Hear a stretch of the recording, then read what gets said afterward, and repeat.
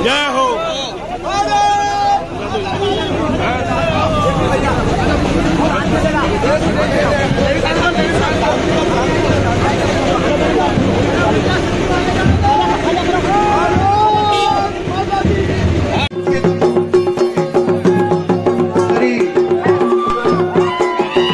बिठा दिया। मैं तो पूरे क्षेत्र को घूम के गौरव यात्रा करके आप लोगों से ठप्पा लगाने का काम कर चुकी थी। मैं सब लोगों के बीच में गई थी, मैंने आप लोग सबसे पूछा भी था। आप लोग ने सबने हाथ फेर कर सिर पर यही कहा था कि चिंता मत करो, भारतीय जनता पार्टी के साथ हम हैं, क्योंकि आपने अपने वादे को पूरा किया है। परंतु जो नतीजा हुआ वो हम लोगों को देखने को मिला। मैं 6 महीने बाद जब आपके बीच में गई तो आप लोगों ने मुझे यही कहा कि भाई साहब अब क्या करें। हमको लगा कि आपने अपना वादा पूरा किया, तो हमको लगा कि ये भी अपना वादा पूरा कर लेंगे तो जो भी कर्ज हमारे सिर के ऊपर है उससे हमको छुटकारा मिल जाएगा। इसलिए हमने जाकर उनको वोट डालने का काम किया।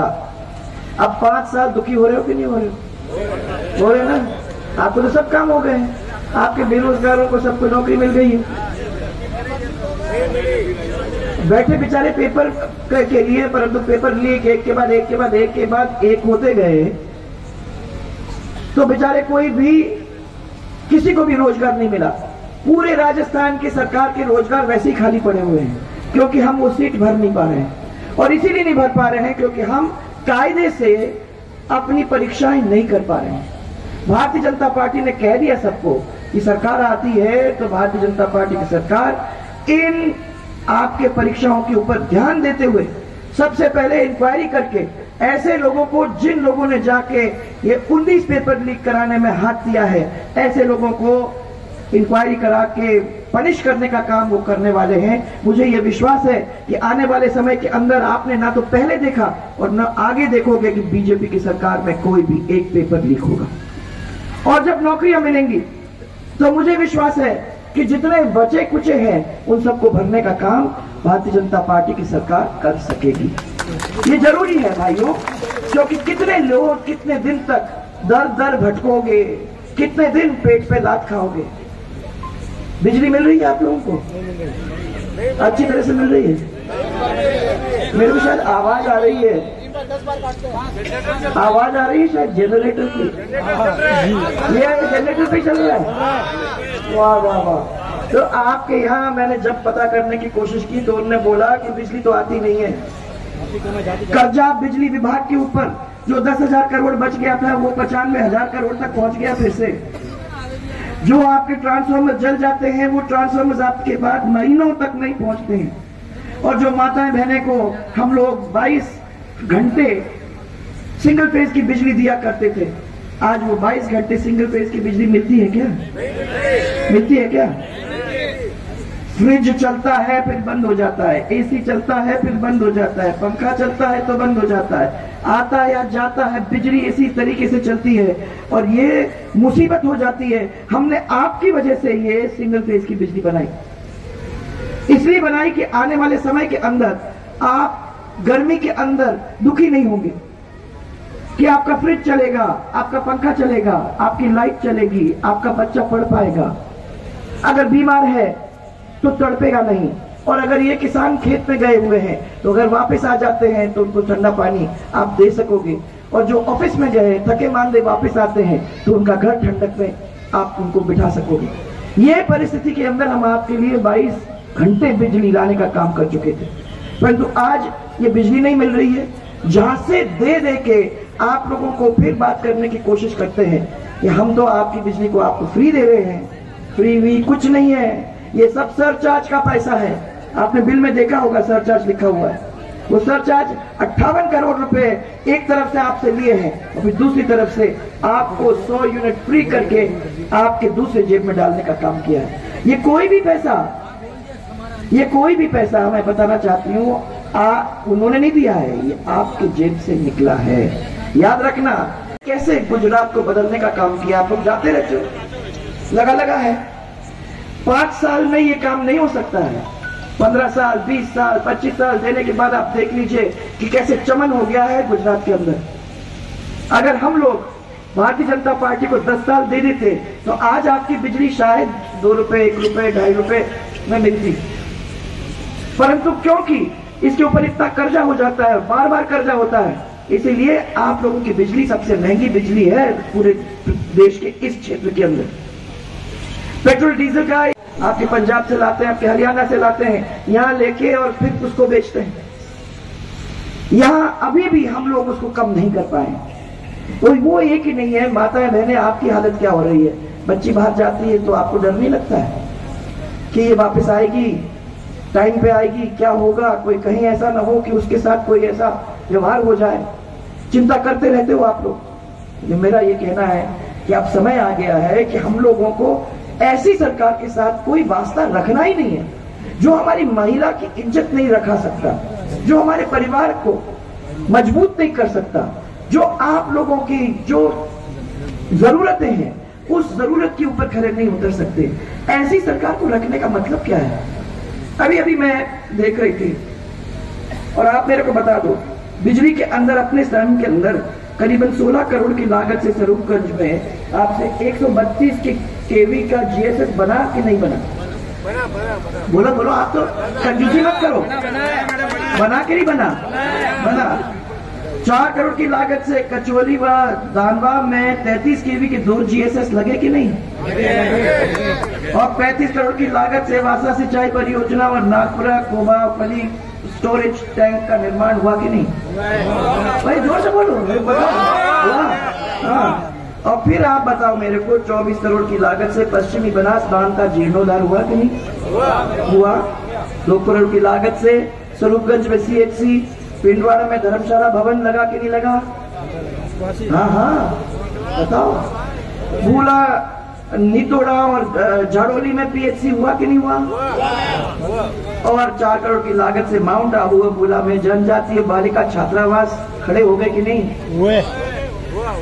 7 करोड़ की लागत से पिंडवाड़ा में सीसी सड़क और नाली निर्माण, 6 करोड़ की लागत से आबू में सीसी सड़क। विधानसभा क्षेत्र पिंडवाड़ा आबू में आजादी के बाद पहले बार इनने मेरे पीछे पड़ के 51 गाँव को टीएसपी के अंदर लेने का काम करवाया। मैं इनसे मैंने कहा ये आप समझ नहीं सकते हो कि कितना मुश्किल काम है। ये पीछे पड़ा और इसने कहा कि ये गाँव करो, पर ये तो ये है, आपको तो मालूम होना चाहिए 51 पे तो कहाँ रुकेंगे। समाराम जी अब मेरे पीछे पड़े हैं। मैंने कहा भाई साहब अपनी सरकार बना लो, अपनी सरकार बन जाएगी तो जो बचा कुचा है उसको भी ठीक तरीके से सही रास्ते पे लाने का काम अपन कर सकते हैं। उसके पहले कहा है ना, पिंडवाड़ा में डिप्टी एसपी ऑफिस और एडीजे कोर्ट स्थापित हुए कि नहीं? और सभी ग्राम पंचायत, अब ये आपकी वजह से माताएं बहनें, मुझे देखने से दुख होता था कि मेरी माताएं बहनें कीचड़ के अंदर से सड़क पर से निकलती थी। हम लोगों ने तय किया कि हम लोग अगर ग्रामीण गौरव पथ बना देते हैं और हर पंचायत के हेडक्वार्टर को जोड़ देते हैं तो हमारी महिलाओं भी ऐसे रोड पे चलेंगी जिस रोड के ऊपर उनको कीचड़ में पैर रखने की जरूरत ही नहीं होगी। इसको सोच के अपन लोगों ने ग्राम पंचायतों को जोड़ने का काम किया है। मुझे खुशी है कि वो आज जुड़े हुए। आपको मालूम होना चाहिए कि जो भी स्कूल बने, जब हमारी सरकार आई थी तो शिक्षा के अंदर हमारी सरकार 26वें पायदान पे पूरे 0 से लेके 12 तक का स्कूल खोला।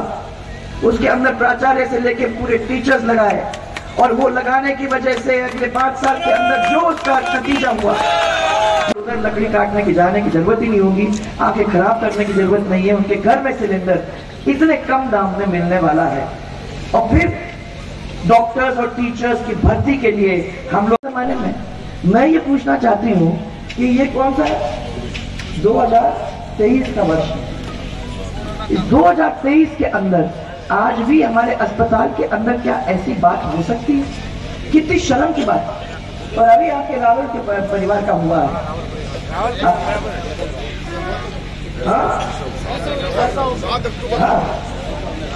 अरे रावल परिवार का क्या हुआ है अभी हादसा, आप लोग सबसे किसी से छिपा नहीं है। और मैं समझती हूँ कि इन चीजों के ऊपर हमारे लोगों को सबको मिलके एक दफा अपनी आवाज उठानी पड़ेगी, तभी ये चीजें फिर से ठीक होने का काम करें। मेरा आप लोगों से आग्रह है, वो पीले चावल आप तक पहुंचेंगे। मेहरबानी करके आप लोग प्यार से हर चीज को प्यार से करने की जरूरत है। यदि यहाँ महाराज जी पहुंच गए, मुझे देख के बहुत अच्छा लगा, आप लोग दोनों जन आ गए। महाराज जी बहुत दिन हो गए और मैं आप हमेशा कहती हूँ आप ऐसे टाइम पे आ जाते हो जिससे मुझे खुशी हो जाती है। क्यों? क्योंकि आने वाले समय में मैं मानती हूँ कि भगवान का आशीर्वाद लेके, फिर आप लोगों के आशीर्वाद लेके, फिर इनके आशीर्वाद लेने के लिए इनके पास पहुंचा दूंगा। अब आप चल के आ गए हो तो मुझे तो विश्वास है कि हम अपना हो जाएगा।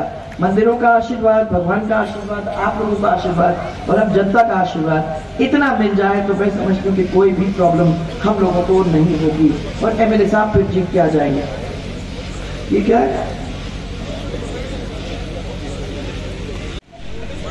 यूआईटी बनाओ। मैं सुन नहीं पा रही थी, मैंने क्या कह रही है कि यूआईटी को खत्म करो। ये कौन सी बात हो गई आप? लड़ झगड़ के तो यूआईटी ले गए और फिर कह रहे हैं यहाँ पर हम खुशी में तो देख रहे हैं लड़ झगड़ के उस यूआईटी को खत्म करने का काम कर रहे हैं। भैया सोच लो, अभी आपके पास 10 दिन है, 10 दिन के बाद जो आपकी सरकार आएगी तो उसके सामने उसको पेश करो। कौन आपको नहीं करता है? वैसे भी आपको देखने की जरूरत है। अब इसके अंदर ये बिल्डिंग के बायलॉज ये सब वर्किंग आ जाएंगे। भाई आप काय की चिंता कर रहे हो? एक दफा ये काम करने हैं, उसके बाद फिर देखते हैं कि हम लोगों को क्या करने की जरूरत है। माउंट में बहुत जोरदार तरीके से मोदी जी के हाथ को मजबूत करने के लिए और इस पार्टी को और मजबूत करने के लिए, सब इस परिवार को मजबूत करने के लिए इनको फिर से जिताने का काम करोगे। इसी विश्वास के साथ जोरदार नारा मेरे साथ, भारतीय जनता पार्टी जिंदाबाद। आज दिन में बहुत काम करके आ रहे हो क्या? आवाज ही नहीं निकल रही है। जोर से मेरे साथ, भारतीय जनता पार्टी जिंदाबाद, भारतीय जनता पार्टी जिंदाबाद। एक जोरदार नारा राजस्थान के लिए, जय जय राजस्थान, जय जय राजस्थान। आप सबको मेरा बहुत सारा प्यार और मेरा बहुत सारा धन्यवाद। और फिर से उस शहर वालों को सबको मैं धन्यवाद देना चाहती हूँ कि आपने इतने प्यार से हम सबका स्वागत किया। यही प्यार है जिसके पीछे हम लोग मुरीद होकर दौड़ते हैं। मैं और किसी चीज की जरूरत नहीं है। मेरे हाथ में एक माला है, मैं जिम्मेदारी अपने ऊपर नहीं लेती हूँ। आप लोग सब बैठे हो, मैं पूछना चाहती हूँ, अगर आप हाँ करते हो तो फिर मैं ये पहचान पाऊंगा।